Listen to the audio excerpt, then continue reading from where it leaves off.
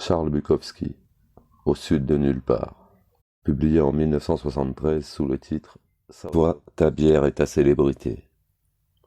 Jack passa la porte et repéra le paquet de cigarettes sur la cheminée. Assise sur le divan, Anne lisait Cosmopolitan. Jack alluma sa cigarette, s'assit dans un fauteuil. Il était minuit moins 10. Charles t'a conseillé de ne pas fumer, dit Anne, levant les yeux de son magazine. Je mérite une cigarette, ça n'a pas été de la tarte ce soir. Tu as gagné? Match nul, mais j'ai eu le dessus. Benson est un dur, il manque pas de cran. D'après Charlet, le suivant sera Parvinelli. Si on bat Parvinelli, à nous le titre de champion.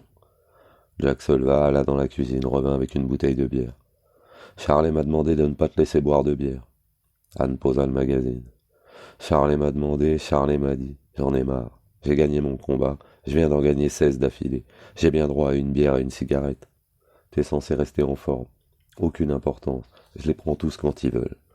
Tu es tellement célèbre. Tu parles sans arrêt de ta gloire quand tu picoles. Tu es tellement célèbre. J'en suis malade.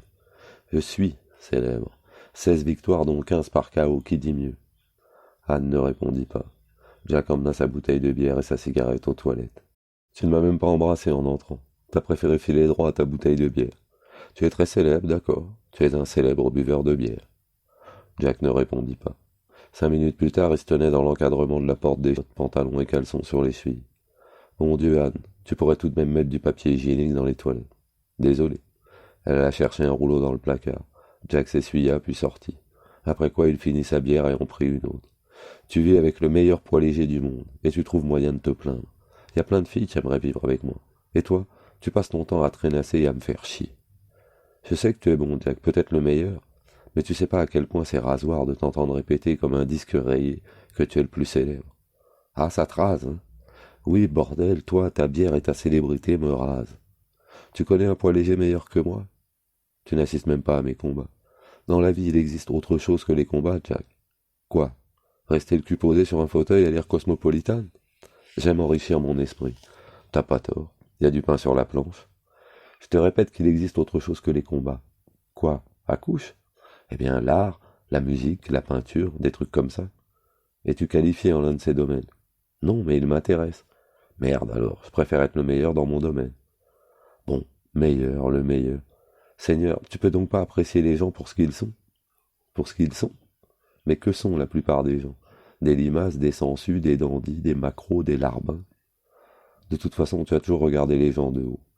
Aucun de tes amis n'est assez bon pour toi, avec ta célébrité à la con. Parfaitement, bébé, je suis célèbre. Jack alla chercher une autre bière dans la cuisine. Toi et ta foutue bière de merde. C'est mon droit. Des types la vendent, moi je l'achète. Charlet a dit, que Charlet aille se faire foutre. Toi et ta célébrité à la con. Parfaitement, je suis célèbre. Au moins, Patty le savait, l'acceptait, elle en était fière. Elle savait que ça coûtait quelque chose. Toi, tu te bornes à me faire chier. Alors pourquoi ne retournes-tu pas avec Patty? Qu'est-ce que tu fais avec moi? C'est précisément ce que je me demande. T'inquiète pas, on n'est pas mariés et je peux partir à la seconde. Écoute-moi un peu. Merde, je rentre ici complètement lessivé après 10 rounds du rail et t'es même pas contente que j'ai tenu le coup. En fait, t'es sans arrêt sur mon dos. Tu vois, Jack, il existe autre chose que les combats. Quand je t'ai rencontré, je t'ai admiré pour ce que tu étais. J'étais un boxeur. Il n'y a rien d'autre en dehors de la boxe. Voilà ce que je suis, boxeur. C'est ma vie, et je suis bon. Je suis le meilleur. J'ai remarqué que t'as toujours eu un faible pour les types de seconde zone, comme Toby Jorgensen. Toby est très drôle, il a beaucoup d'humour, il a un humour formidable. J'aime bien Toby. Ses derniers combats ont été nuls. Même ivre-mort, je n'en fais qu'une bouchée. Dieu sait que tu es souvent ivre-mort. Tu crois que ça me fait plaisir dans les soirées de te voir écrouler par terre dans les vapes ou sillonner les salons en gueulant à tout le monde. Je suis célèbre, je suis célèbre, je suis célèbre. Tu crois pas que j'ai l'air d'une conne? Peut-être que t'es une conne. Si t'apprécies tellement Toby, pourquoi ne te colles-tu pas avec lui? Oh, j'ai simplement dit que je l'aimais bien, que je le trouvais drôle. Ça ne veut pas dire que j'ai envie de coucher avec lui. Écoute, tu couches avec moi et tu dis que je te rase. Je sais foutrement pas ce que tu veux. Anne ne répondit pas. Jack se leva, s'avança vers le divan, saisit la tête d'Anne et l'embrassa, puis retourna se rasseoir dans son fauteuil. Laisse-moi parler de ce combat avec Benson. Même toi, t'aurais été fier de moi. Au premier round, il me balance une droite de derrière les fagots qui m'envoie au tapis. Je me relève et il tient à distance jusqu'à la fin du round. Il me plante à nouveau au deuxième. Je me relève tout juste à 8. Une nouvelle fois, je le tiens à distance. Les rounds suivants, je le passe à me remettre en jambe. Avantage pour moi dans le 6e, le 7e et le 8e. Dans le 9e, Je le balance une fois au tapis et 2 fois dans le 10e. J'appelle pas ça un match nul. Les arbitres, si. Enfin, ça fait 45 sacs pour ma pomme. Tu piges, baby? 45 sacs. Je suis célèbre. Tu ne peux pas nier que je suis célèbre. Hein? Anne ne répondit pas. Allez, dis-moi que je suis célèbre. D'accord, t'es célèbre. Ah, voilà qui est mieux. Jack s'approcha du divan et l'embrassa de nouveau. Je me sens tellement bien. La boxe est un art. C'est vraiment un art. Faut des tripes pour devenir un grand artiste. Et faut des tripes pour devenir un grand boxeur. D'accord, Jack. D'accord, Jack. C'est tout ce que tu sais dire? Patty, elle, ne cachait pas sa joie quand je gagnais. On passait toute la nuit à faire la fête. C'est trop te demander que de participer à fond quand je fais quelque chose bien? Merde, t'es amoureuse de moi? Ou bien t'es amoureuse des ratés et des demi-portions? Je parie que tu serais plus contente si j'avais perdu. Je veux que tu gagnes, Jack. C'est seulement que t'insistes tellement sur ce que tu fais. Merde alors, c'est mon gagne-pain, c'est ma vie. Je suis fier d'être le meilleur. C'est comme s'envoler. C'est comme s'envoler pour flanquer une raclée au soleil. Que feras-tu quand tu pourras plus boxer?